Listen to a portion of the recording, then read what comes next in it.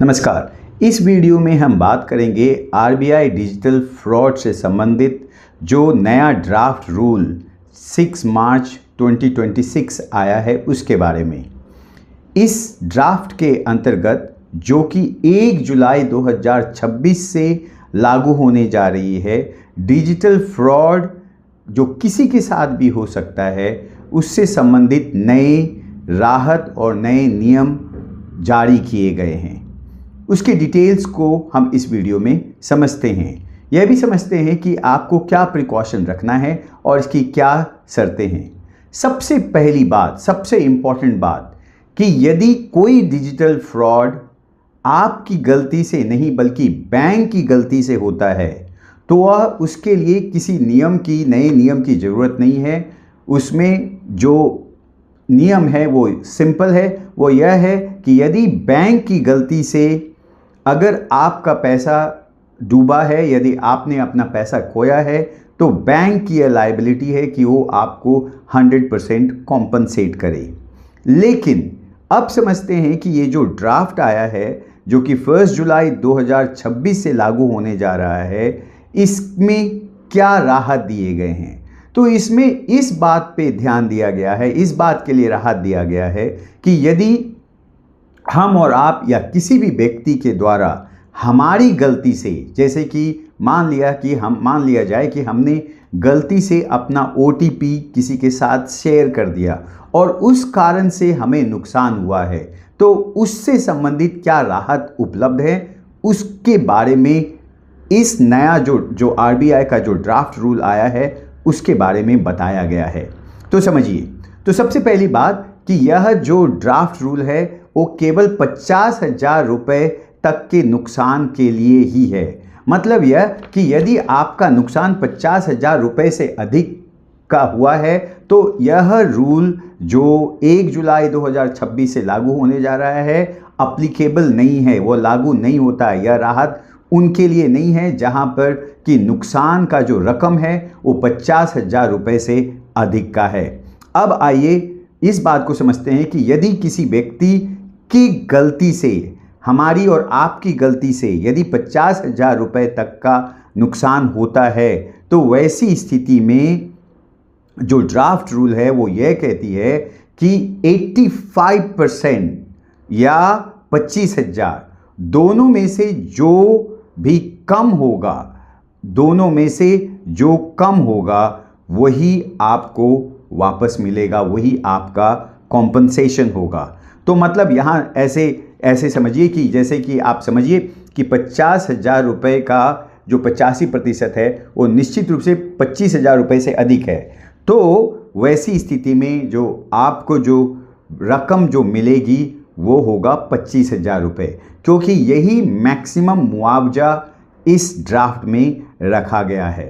तो यह बात सबसे पहली इंपॉर्टेंट बात क्लैरिफाई करने की यहाँ पे है। यहाँ पे बड़ी ध्यान से समझिए या फिर से रीप्ले करके समझिए, रीप्ले करके इसको सुन लीजिएगा। वो यह है कि आपका जो मैक्सिमम कॉम्पनसेशन है वो केवल 25,000 रुपये तक का हो सकता है, या 85% जो आपका जो नुकसान हुआ है उसका 85%, दोनों में जो भी कम हो। तो मतलब अब ऐसे समझिए कि अगर 10,000 रुपये का आपका नुकसान हुआ है और 10,000 रुपये का 85% 8,500 रुपये आता है, तो जो आपको जो कॉम्पनसेशन मिलेगा वो 8,500 रुपये मिलेगा, ना कि 25,000 रुपये। तो ऑब्वियस बात है क्योंकि आपने खोया ही है 10,000 तो उसका 85% 8,500 आता है जो आपको कॉम्पनसेशन के रूप में मिलेगा।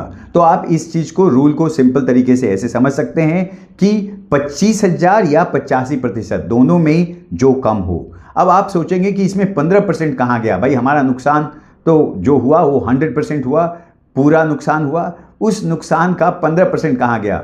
यह आपको अलर्ट होने के लिए, ये आपका एक तरीके से ट्रेडिंग की दुनिया में समझे तो ये आपका स्टॉप लॉस हुआ, मतलब यह लॉस आपका हुआ। तो यह हुई बात कि यह जो ड्राफ्ट रूल है जो 1 जुलाई 2026 से लागू होगा। मैं डेट बार बार इसलिए बोल रहा हूं क्योंकि आप इसे ऐसा ना समझें कि यह अभी ही मिल जाएगा। अब आइए इसमें समझते हैं कि यह जो पैसा है 85% वो आएगा कहाँ से। तो इसमें जो 85% जो कॉम्पनसेशन दिए जाने की बात की जा रही है, उसका 65% कंज्यूमर प्रोटेक्शन फंड जो आरबीआई के पास है उसके माध्यम से आएगा। 10% आपका बैंक उसमें कॉम्पनसेट करेगी, जो 85% आपको दिया जाना है, और अगला 10% वह बैंक पे करेगा जिस बैंक में आपका लूटा हुआ पैसा गया है या आपके साथ जो फ्रॉड हुआ है उसका पैसा गया है। तो यह हुआ कौन पे करेगा। अब आइए कि इसमें कौन कौन सी और शर्तें हैं जिसको आपको ध्यान रखना है, जिस पे ध्यान रखना है। तो सबसे इम्पॉर्टेंट बात कि यह जीवन में सिर्फ एक बार मिलेगा।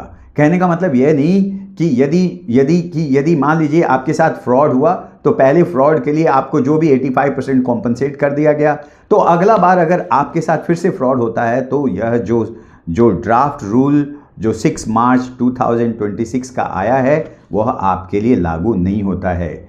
अब लागू नहीं होता है क्योंकि यह नियम केवल एक बार, जीवन में एक बार कॉम्पनसेट करने की बात करता है। सो दैट्स नंबर 1 जो आपको ध्यान में रखना है। दूसरी बात, इसमें 5 दिन के अंदर अंदर, वर्किंग 5 डेज के अंदर अंदर आपको जो आपके साथ फ्रॉड हुआ है, जो आपको लॉस हुआ है, जो आपके साथ धोखाधड़ी हुई है, उसको रिपोर्ट करना होगा। और इस संबंध में आपको जो बैंक को रिपोर्ट करेंगे और साथ ही साथ 1930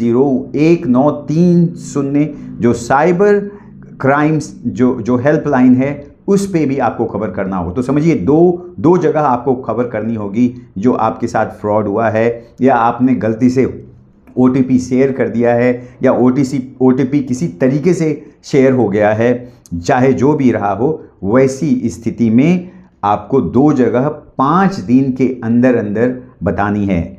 एक है आपका बैंक जिसमें आपका खाता है और दूसरा है साइबर क्राइम हेल्पलाइन जो 1930 है। इस पे 1930 है, उस पे आपको इसके बारे में जो आपके साथ जो ठगी हुई है, जो गलती से आपने यदि OTP शेयर कर दिया है, इस संबंध में यदि आपको नुकसान हुआ है तो इसके बारे में खबर करना होगा। तो इस तरीके से हम इस वीडियो के माध्यम से आपको इस बारे में अवगत कराना चाहते थे।